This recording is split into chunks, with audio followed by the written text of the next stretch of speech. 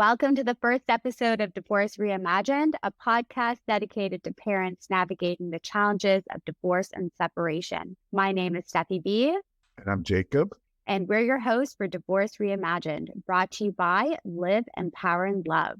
Divorce is a really emotional time for everyone involved. I mean, it changes you forever as a person, and it can change us emotionally, psychologically, sometimes even spiritually and physically. And it's one of those decisions that it doesn't only affect you in the moment, but it affects you for the rest of your life. Eventually, after the divorce trauma settles, you're left with these waves of divorce. So first, there's that really big blow where you're navigating how you're going to get into this next chapter of your life. And then once you move past that, then you're going to have those days where you're going to have your good days, you're going to have your bad days. There's no way to really escape them. It's one of those journeys that we're walking that's both a path of challenges and a path of growth and self-development, if you let it. It's basically redefining our roles as we take on this huge responsibility of building a new life while maintaining the well-being of our children. So just a little bit of background on who we are. Jay and I were actually married in 2011 and we divorced in 2016. We have two beautiful children together and we maintain a very supportive co-parenting relationship. Spend birthdays together, holidays together. Sometimes we even go out for dinner together. We'll have the occasional beach day together. If there's any special outings that we know is going to be an experience for the children, we'll usually invite the other person along so that the other parent can share that experience with the kids as well. And sometimes even we just meet for the occasional coffee just to chat it up a bit. And we try to do that so that we can try to keep the family as tight-knit as possible and give our children that sense of togetherness as we live under separate roofs. So over time, as we formulated this relationship, there were many comments that were made to us asking, how is it that you guys can spend so much time together without killing each other, without arguing, without fighting? Our answer is always really simple. It's all about the kids. I mean, we put the kids first. I mean, we've kind of come to terms with where things are at between us. You know, we have this mutual common love for our children, and it's really all about making the kids happy, right? And doing what's best for them. And the more time passed, we started realizing that there were even more people that were getting divorced that we knew. And they were facing the same challenges that we faced, but there was a difference in the way, I guess, how we handled the divorce. And we were told, you know, you guys are an anomaly, and that there's a lot of divorces that don't end up the way yours did. So this is what triggered my next move. So for myself, I've always had a passion for personal development and growth and creativity. I had gone ahead and I got my life coaching certification, and I wanted to specialize in empowering single parents and co-parents to gain control of their lives and to switch lenses to understand that they really do have that opportunity to use divorce as an opportunity for a second chance at happiness. So one day I was speaking with Jay, and I had actually just started another podcast. It's called The Book of Stan. And we thought it would be a great idea for us to start a new podcast together to discuss the opportunities and the challenges that we face as co-parents. What our goal is with the podcast is to basically create a community of single parents and co-parents that act both as a support system, but also as a resource group, which touches on a variety of subject matters that affect us in our daily lives. So this could be the emotional aspect of things, parenting, creative activities, finances, side hustles, dating, all of these things. These are topics that we hope to address with the podcast and hope to accumulate resources so that we can, you know, put them up on the website so that there's always things to refer to if you have questions. So, you know, when it comes to the actual stigma of divorce, there's a really big stigma about it. Whenever you think about it, you think of a lot of arguing, you think of a lot of lawyers and fighting and custody battles and payments, but it doesn't have to be like that. Sometimes it's really just coming up to an understanding that things are over and there's still a whole life to live after that. There is kids involved, and there's going to be lots of situations where they're going to require both parents to be there. And it's always great to have both parents in their lives. So why not, as opposed to trying to think of divorce as a negative thing, try to use it as an opportunity to grow and to maybe recreate a new dynamic between the two of you where the parents can get along and provide that togetherness to the kids as they live separately.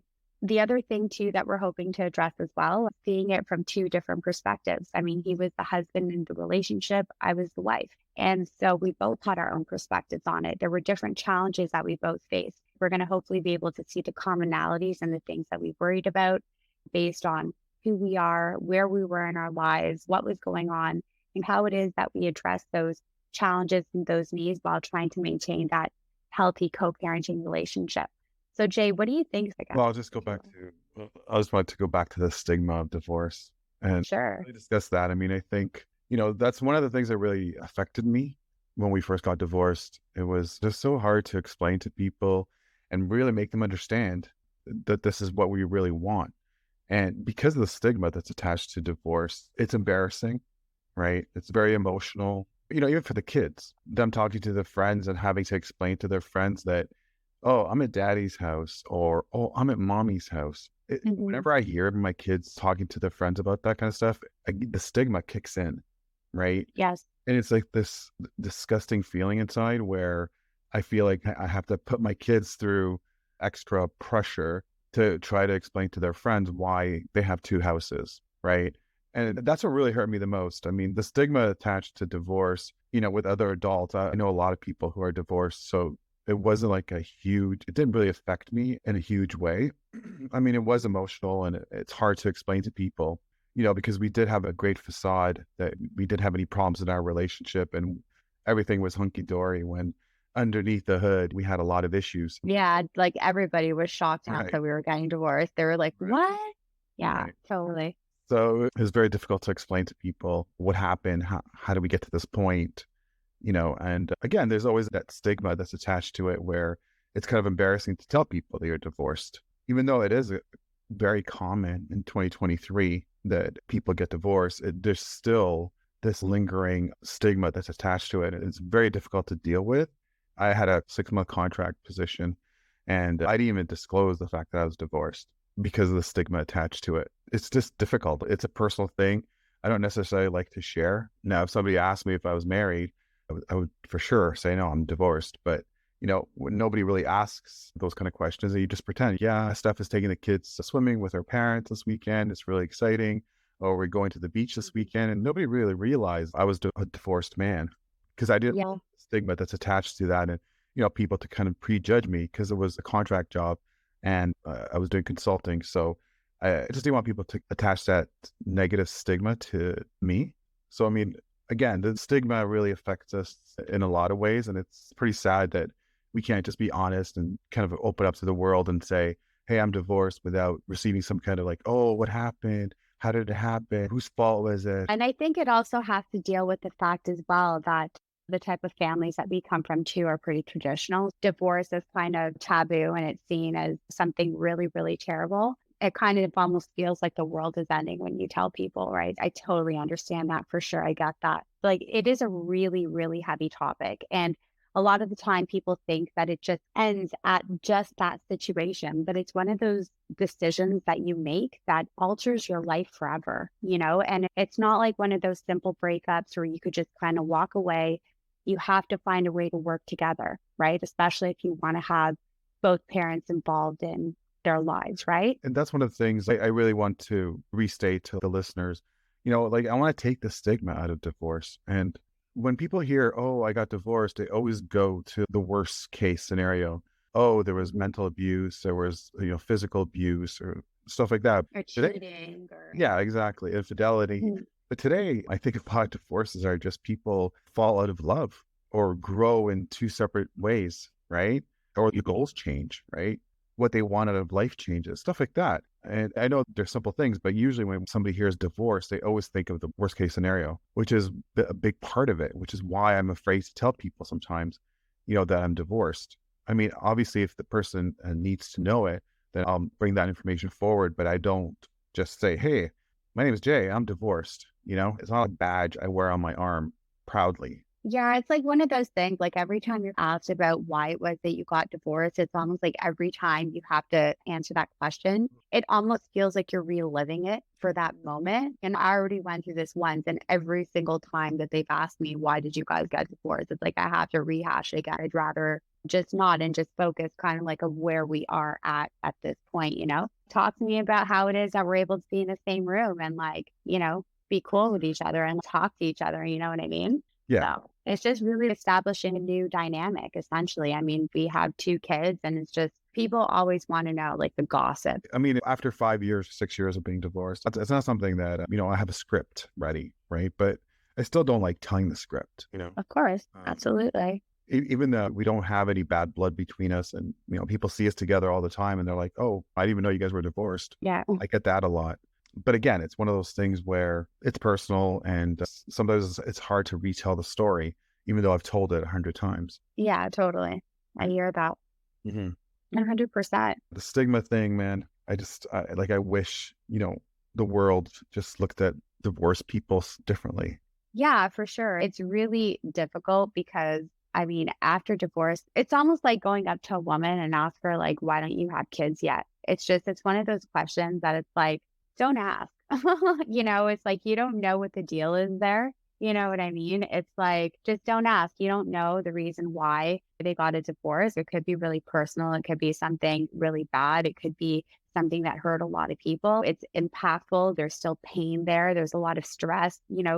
There is a lot of things, right? And at the same time, it's not only situational. Now it's like, okay, so now we've got the divorce and now we have to start rebuilding our lives. And while we're rebuilding our lives, we have to answer these questions, which doesn't help with trying to find serenity after divorce, right? So it's just understanding like, oh, you're divorced? Okay, cool. And just understanding that the rest of it really isn't their business, Yeah, for sure. for There's people sure. who come in and out of your life and they have a right to know. If they want to understand why how you're in this situation, you tell them. But the randos that, the person that you haven't seen in 20 years, all of a sudden they're like, oh, I heard that you got divorced. What happened? Like, I haven't seen you in 20 years. And all of a sudden the second question you ask me is why I got divorced. Yeah. Right. So it's Yeah. like, it is what it is. But, people are strange that way. But Yeah, for sure. And it's kind of hard sometimes too, just because like a lot of the time, especially when you're hearing stories about divorce too, I almost feel that like sometimes when people are going through a divorce, if they know that you're divorced, they feel a little bit more comfortable talking to you about like what it is that they're going through. yes. But, for us, it's kind of like, I don't know, when we split, I think we've also did it extremely amicably. We just kind of did, all right, 50-50, 50-50, 50-50, done. And there was no paperwork. Our separation agreement was what? It was like a $20 template that we downloaded off the internet and we signed it. Yes. I think that's what we did. And it was just the headache, understanding that money is finite, right? Especially when you're splitting up, money's already hard when you're married. And then now you have to do it on one income. But then now you have these, going through lawyers and paying thousands of dollars that could just go to your children. It just didn't make any sense. Yeah. But there's a lot of people that do take that avenue. It becomes ugly and it's really hard. I Mhm. mean, it's really sensitive. There's like the sensitivity around divorce that sometimes I just feel is missing. Just understand that it's personal. You know what I mean? Yeah. And if And I the whole bring it up, thing. I can talk to you. But if I don't bring it up, you can't ask me questions about it. Exactly. And the whole thing with Yeah. lawyers and, the fighting, the custody battles, payments, a lot of people I've talked to some people about this kind of stuff, and they're like, well, I live a very complicated life and we have a lot of complicated investments. We have a house, we have this, we had all that, right? Mhm. But we still knew it wasn't like we were renting and it was really simple and just walk away. No. Ultimately, like, yes, everybody's life is complicated. Everybody's finances are entangled, intertwined, mixed up. But again, at the end of the day, you need to look at what's best for your mental health and the mental health of your children, right? Yes, And exactly. you have to split a house, you have to split the cars, you have to split the investments, you have to split all this stuff up. Yeah, sometimes you got to think, well, I'm going to go to a lawyer to protect myself, but not including the costs, but also lawyers tell you to do some weird stuff sometimes. They'll be like, make sure all your conversations are documented. Make sure you write down everything he says or she says. Make sure that, when you're in a room alone and you're having a conversation, make sure that there's a witness, just to protect yourself. So again, you're putting in all these hurdles before you have like a smooth breakup or a split up or a divorce. You're putting in all these weird rules around it and making it uncomfortable. The thing is like as soon as it moves to lawyers, it doesn't become about the family unit anymore and the people Right. involved. It becomes about money, right? And it's like, there's a shift in focus. So right now we're breaking up a family, we're breaking up a home. But then you go to lawyers and all of that is really the pain point of the whole scenario, the focus is now taken off of what's truly important. And yes, the money and all of that stuff, I understand it. We all need it to live. I get it. But at the same time, it's like, there's got to be this fairness. At some point, you cared about your partner, whether it was for 5 minutes or 10 years or 30 years. I mean, you cared about your partner at some point, and you want what's in the best interest for them, for the kids, all of it. Personally, thinking about lawyers stresses me out and gives me gray hair. They go for the jugular, the lawyers, it feels like. It's like whatever they can get, like the maximum they'll go for, right? And so there's never a win-win. There's always somebody that loses. And then the tainting of all that with that shift of, now we're taking the focus off of the family unit. It's now being put onto the lawyers now and the money. There's emotional scarring that happens. And sometimes what makes divorce worse is not what happened in the marriage, but how it's dealt with afterwards. You know what I mean? In the marriage, it's only the two people that are affected. Once you take it out of the marriage and you're dealing with a divorce, you're hurting a lot more people around you. There's a lot of people that are being affected by it, right? Because now also, how is it that we should be speaking to this person? Things can get really, really messy, but it's all about the approach, right? It's all about the approach. Like, what is the intention, right? Be fair. At the end of the day, part of the thing when it comes to divorce is understanding that life is going to change. You're not going to have the same life that you did when you were married. There were two incomes coming into the house. There was more money. There was more support. Your life inevitably is going to change. You're going to have to work harder. You have one income coming into the house now. And as a single parent or a co-parent, you're going to have to do your damn hardest to be able to bring in the equivalent of what two people can bring in, right? You're going to have to try. And, inevitably it's going to change. But we just have to get comfortable with the fact that if we make this decision to get a divorce, we need to understand that life is inevitably going to get harder. And no amount of lawyers, no amount of money giving is going to make it better. It's not. I mean, it's going to be hard regardless. Where I think it matters, I think one of the things that I truly appreciate about our relationship is our flexibility and the support that we give each other. Like sometimes, like if let's say, for example, like when I had to go away on those business trips or whatever, it was like I would call you like, hey, I'm going to go away for the weekend. I have the kids on this day and this stage. You mind taking them? And then we'll just kind of even it out. You're like, yeah, no problem. If you decide that you want to go away, that you have to go away for a weekend for a business trip, for personal, whatever, I'd be more than happy to take the kids. And we're really, really flexible on that. But I think it's also like the reason why we're so flexible and supportive is because we didn't really go about that nastiness afterwards, right? We really tried to do our best to make it as fair as possible. Right. And back to the point where you were talking about, lawyers always telling you to go for the jugular, Yeah. it's true. They'll always tell you like, they're not going to look at the family unit and say, hey, for your kids and for your husband's mental health, maybe you shouldn't try to take everything. They'll tell you like, go for maximum payments, go for maximum, custody, go for maximum ownership, take as much money as you can, right? They're not going to say like, let's think about this in a fair manner. They're going to be trying to push the limits, right? Right. They're always going to recommend the limits. They're not going to tell you, well, legally, you're eligible to get, $500 a month in child support payments, even though you're splitting the kids 50-50. They'll tell you, yeah, legally you're allowed to get 500, but we're going to push for 800. Yeah, I mean, for sure, like because for them, the more money they get, the more they get paid, right? They don't care about your relationship after the divorce. They just want to try to get you as much as possible. And again, you walk away from these situations, you're jaded, right? You're like, oh my God. Absolutely. I was in love with for 10 years. And this is what he's doing to destroy my life, or she's doing to destroy my life. It's just, it's very difficult to have a healthy relationship after talking to a lawyer who tells you to go for the jugular, which a lot of them do. I agree with you 100%. I mean, for me, the less lawyers, the better. Like, I just think that there's so many other things that are important. And I get it. Like I said, the money thing, that's the reason why people go for lawyers. I want payments. I want this. I want that. I need support, and I think every situation is definitely different. But where it can be avoided, avoid it. For me anyway. That's just the way how I work. There's no scars after that, right? The focus always remains on the kids. The reality is like when you get a divorce, it's a failure, essentially, right? Like your marriage didn't end up working out. Now, it doesn't have to be perceived as a failure as you're moving forward and you're going to try to rebuild yourself after this and all of that stuff. But essentially, that's what it is. It was, you went in there, you had the intention of making it work for a lifetime. It didn't work out. And now you have two kids, but these kids never asked to be here. They never asked to be here. So for us, I think, as parents, like doing justice to them is showing up for them. They want both parents to be there. And, and the best way to do that is to try to alleviate as much bad blood as possible. And I get it. Again, at the beginning, it's hard when you're adjusting to the new life, when you're dealing with the emotions, when you're going through all this. I get it, but you got to think bigger than you.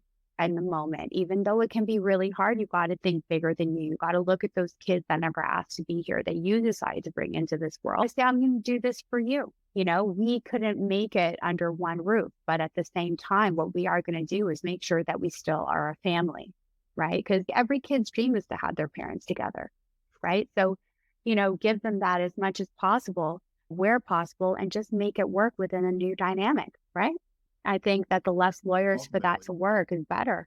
Ultimately, that's the goal. That should be every parent's goal, right? Sometimes, when you're going through a divorce, it's a very emotional time. And, talking to some parents who were divorced, there's a lot of vitriol and hatred and all these emotions that you're going through, and sometimes you do want to hurt your partner. But then you realize, like, you're hurting the father of your children. You're hurting the mother. Exactly it. And, these children look up to you like you're gods, right? Exactly. It's so sad. Ultimately, when you're happy, I know my kids are happy, right? And So, likewise. so important to me, like, when we talk about the impact it has on our kids, right? Absolutely. I know keeping you happy and it'll keeping myself happy will ultimately make me a better father Exactly. and make my children happier, period. Mhm. Right. Yeah. So to me, day one of the divorce, it was hard, obviously. But I mean, ultimately, all I thought about was keeping the kids happy, right? And keeping happy and making sure that we have a strong relationship to compensate for, the stigma that our children will have to suffer for the rest of their life. Yeah, for sure. But I think that we do a pretty good job. There are people out there that have told me that you and I should write a book about how to be good co-parents to children after divorce. And it's not to toot our own horn and everything. And we're two regular people, we're experienced in divorce and stuff like that. At the end of the day, we're two regular people that figured it out on our own, and whatever we do works, right? And it's not perfect. It'll never be perfect. What we did was we figured out a method that works for us, right? Yeah, exactly. It's day by day. It's constant work, like you got to be able to pick and choose your battles, your compromising skills, your negotiating skills, your healthy boundaries, all of that stuff. For sure. That's essentially what it is that it takes. And it's not perfect, but I think it could have been a lot worse. I remember I used to work at this company, and it was a medical company. And there was a child that needed to get the medical device that I was selling at the time.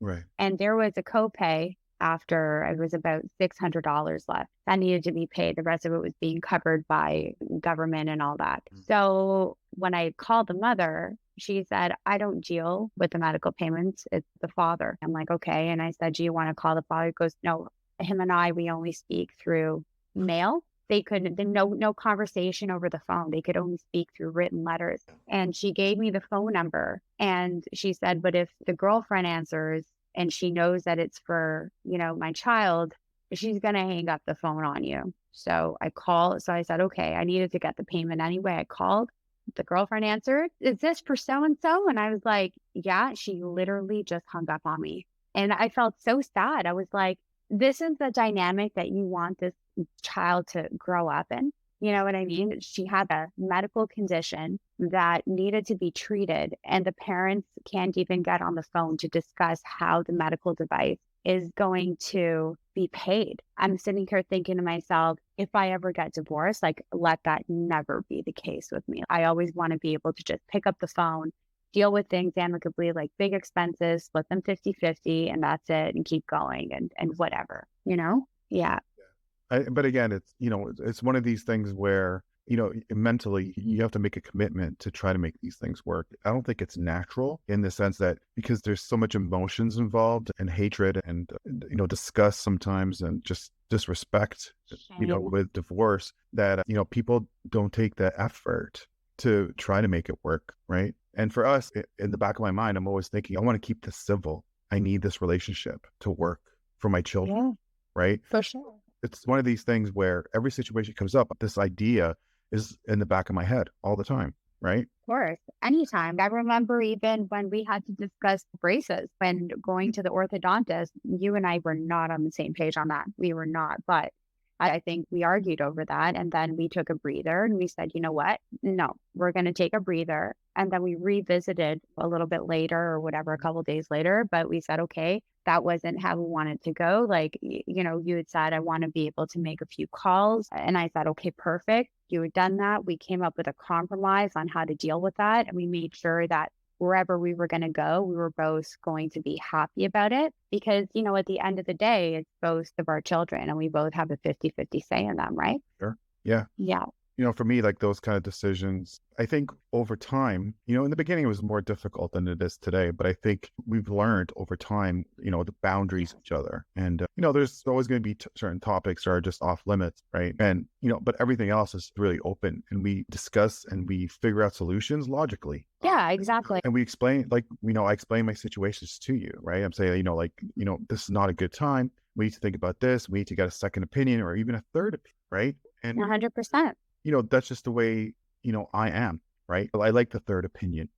For you, maybe two opinions is good, but, sometimes I like to push the limit just to make sure that we're doing the right thing. Absolutely. It comes back to we're two different people with two different personalities. Ultimately, that's what every relationship is. Two different people, two different personalities, two different life experiences, two different perspectives, right? So Of course. where do you find the middle ground? And, that's one of the things I want to address in this podcast, right? Setting boundaries, understanding that two different personalities, two different experiences in life, two different perspectives, maybe even if different beliefs, right? And how do we find the middle ground? How do we find the best solution for the children and for ourselves, right? Yep. 100%. I think it boils down to so many things. I think one of the things that we've learned is, like we said, healthy boundaries. I think we've kind of learned over time. I mean, we never really did this anyways. Our conversations are mainly about the kids and about life and things that affect us, but we never really ask each other about our personal lives or anything. Like, where are you going? What are you doing? Who are you with? We don't really cross that boundary at all, like ever. You ask me any questions. And the only time that it really comes up is if I have to switch it up for whatever reason and I have to tell you where I am and all that. But aside from that, we never really ask each other anything about our personal lives because I think we learn like that's off limits, right? Yeah. I think that also that leads to us being able to support one another. And I think that also helps a lot with our communication because I think that when we don't ask each other about our personal lives, we're not making any of the conversation personal, which means that the less personalized the conversation is, the less emotion you can attach to it, which means the more logic you're going to approach the situation with. You know what I mean? Yeah. So I think that really, really helps a lot for sure in our relationship. That's one of the things I constantly have to remind myself. It's just like anything else. What would the best version of myself do in this scenario? And that's what I do, right? When situations arise, you're always thinking like, oh, I can't believe that she's going away for a week. Now I have to deal with all this stuff when I have to work and I have to do all this other stuff and juggle the kids going to take him summer school, doing this and that. But then at the end of the day, you just got to say, you know what, like, it is what it is, and I got to deal with it, right? And ultimately, again, it's keeping the kids at the forefront, right? Understanding that, we have separate lives and sometimes we need to take a break or something's happening in our life and we need a couple of days here and there, right? Understanding each other, right? Understanding what you're going through and understanding what I'm going through in different parts of our life, right? If you're going through an emotional time, like you lost your job, or you're going through an emotional time because you had a bad relationship or something happened with your parents, or, your father passed away, which happened to me, right? You understood that that was a very emotional time in my life. And I sometimes needed a couple of days off, right? And you had no problem stepping in, to take your time. I'll take the kids. You don't have to worry about this. You don't have to worry about that. And those moments really make you appreciate how amazing, like, reimagined version of divorce could be, right? Where, they're not your partner essentially, but they are, right? Yes. So like when my father passed away, that was a very difficult time in my life. Mm-hmm. And you stepped right up, you're like, I'm going to take care of the kids. I'm going to do everything. You don't need to worry about that, right? Do your thing, right? And I think in this kind of partnership, like divorced couples, they need to understand each other emotionally. So if your partner is going through something, I'm sorry, but you got to step up. Like I would do exactly the same thing for you. And you've gone Yeah, through so and you have. much. You Yeah. have. That's the thing. I've stepped up for you, but you've also stepped up for me so many times. I remember when I had that job and I was traveling. Oh my Mhm. God. I was traveling like once a month for a couple of days and then also once every 3 months for a week and then additional meetings and all that. It was a lot. And it was too much, which is why I left. But still, at the end of the day, like every time you stepped up and it was a big infringement on you, but you were super cool about it. And I guess like it's a give and take, right? Yeah. I don't even consider it really like a give and take. It's reciprocating the respect, right? If Yeah. we both give this relationship the respect that it needs and deserves, you're going to get it back. And I think, Exactly. it's just that mutual exchange, right? And that's the biggest thing for me. The benefit having a good relationship with your ex-partner is amazing because again, you get those kind of benefits where, if you're going through a moment in your life, you have such a strong relationship that your partner will step right up and help you out and understand you. Now, if me and you didn't have a good relationship, that month that I was like completely depressed after losing my father, it would have been a very difficult time for me and my children. Right. But you stepped up and you were there to support me and support my children when I was distant, because it was, again, it was very, I'm shocked. It happened really quickly, as you know. Hmm. So yeah, it was amazing. And that's one of the things I tell a lot of people who are divorced. I'm like, just having these kind of benefits where you work as a partnership to take care of your children is so amazing that, Yeah. everything else that you suffer through. And, like sometimes you should keep your mouth shut and you deal with your partner in certain scenarios where they're like, okay, you know what? This is not a war I want to fight.